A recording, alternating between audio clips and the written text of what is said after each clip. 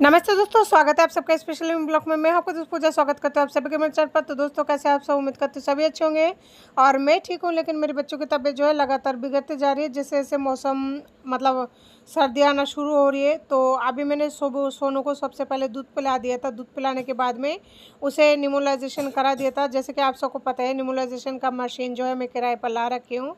तो निमोलाइजेशन उसका कंप्लीट हो चुकी है। तो अब सोच रही हूँ थोड़ा बाम से मालिश मसाज कर दूँ। एक्चुअली क्या इसका अभी 5 साल का हो चुका है। तो पता नहीं मुझे इस बात का तो बेबी रब से मालिश करना चाहिए कि नहीं करना चाहिए, क्योंकि बेबी रब तो छोटे बच्चों के लिए होता है, शायद 3 साल तक के बच्चों के लिए। मुझे इतना नहीं पता इस बारे में। तो इसलिए ये छोटू का रखा हुआ था, तो मैं है ना इसी से मालिश कर रही हूँ, ताकि उसे खांसी में थोड़ा सा, सांस लेने में थोड़ा सा मतलब फ़ायदा हो जाए। लेकिन जैसे आज सुबह उठी ना, तो देखो छोटू को भी हल्के हल्के से जुकाम लग रही है, नाक बह रहा है। तो एक साथ दोनों बच्चे अगर रहते हैं ना, तो एक की वजह से दूसरा तो हो ही जाता है इनफैक्ट। तो देखिए, मैंने उसे एक तरफ तो मालिश कर दिया है, तो अब दूसरी तरफ भी पीठ पे भी कर दूँगी। और आज 2-3 दिन हो गया सोनू जो है हमारा नहाया नहीं है पूरी तरीके से, गर्म पानी से भी नहीं नहाया, क्योंकि उसे निमोनिया हो चुका है।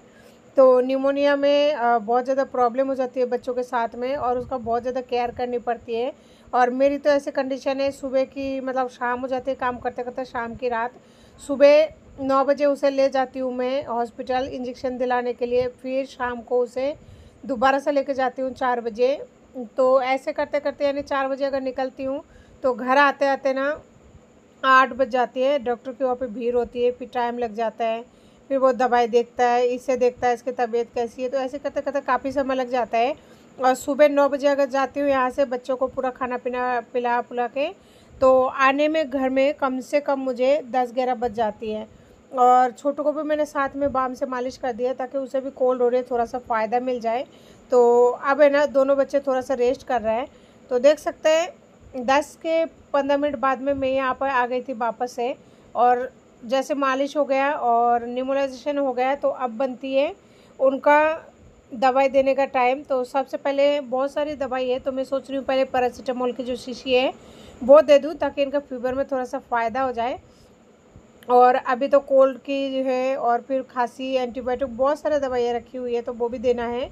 तो अभी से देना स्टार्ट करूँगी, जब जाके 8 बजे तक इनको दवाई कंप्लीट होगा एक टाइम का। और 3 टाइम दवाई देनी है, दोनों को बारी बारी से देना है। तो मैंने सोनू को दवाई देने के बाद में मैंने बोला थोड़ा सा रेस्ट कर ले, ताकि मैं उधर के काम कर लूँ। फिर मैंने सोचा कि थोड़ा क्यों ना मैं भी इनके साथ ही दवाई ले लूँ। मेरी भी जैसे आप सबको पता होगा कि दवाई चल रही है। तो सबसे पहले मैं यहाँ पे लूँगी खाली पेट वाली दवाई, जो कि लेना ज़रूरी है। और बच्चों की भाग दौड़ी की वजह से मैं तो खुद का दवाई भी नहीं ले पा रही थी, जबकि लाए हुए 2-3 दिन हो गया। क्या कर सकती हूँ, पहले बच्चे हैं फिर मैं, लेकिन खुद का भी केयर करना पड़ता है। तो इन लोगों को दवाई देने के बाद में हाथों हाथ मैंने भी दवाई ले लिया। अभी छोटू को भी दवाई देना बाकी है। तो छोटू को मैं पूछ रही हूँ कब से, जो कल आप दवाई रखे थे कहाँ रखा। एक्चुअली कल रात को मैंने छोटू को दिया था दवाई रखने के लिए, तो ये है ना बक्से के नीचे रख दिया था, गैस पट्टी में रखने के लिए बोला था। बच्चा है, रख दिया, वही बहुत है, नहीं तो फेंक देता, पता नहीं क्या करती। तो देखिए, सोनू का भी एक दवाई दी है, और ये है सीरीज, जो कि है ना रोज़ ही एक एक लगती है उसे इंजेक्शन। और ये है इंजेक्शन की शीशी। तो इसमें आधी दवाई बची हुई है, तो उसे लगाएंगे आज सुबह 9 बजे। तो 9 बजे से पहले मुझे सारी दवाई वगैरह दे के बच्चों को जो है खाना पीला खिला के कंप्लीट करना है। और ये सुई का भी मतलब बहुत पैसा लग जाता है दवाई की शीशी का, लेकिन क्या करें। तो ये मैंने रख दिया इसे बैग में, ताकि मैं भूल ना जाऊँ गलती से। तो बैग के अंदर रहेगा ना, तो बस बैग लेके चल जाऊँगी, तो इतना झंझट नहीं रहेगा। और यहाँ पे जो एंटीबायोटिक का शीशी है, उसमें मैंने गुनगुना पानी डाल दिया है, और इससे झकोड़ लूँगी। क्योंकि आज है ना एंटीबायोटिक जो शीशी है, इसमें हमेशा अलग से एक पानी का छोटा सा शीशी आता है, लेकिन वो इसमें नहीं था, इस वजह से गर्म पानी करके मतलब डाल दिया। और छोटू अभी है ना बहुत ज़्यादा रो रहा है, परेशान कर रहा है गोदी के लिए, लेकिन उसे गोदी कैसे लूँ। मुझे 9 बजे से पहले पहले सारे काम को कंप्लीट करना है। और आजकल ओला जैसे बुक करती हूँ, तो 2 मिनट का शो करता है कि आ रहा है, लेकिन वहाँ पे 5-7 मिनट लग जाता है। डॉक्टर उठने के बाद में प्रॉब्लम हो जाती है।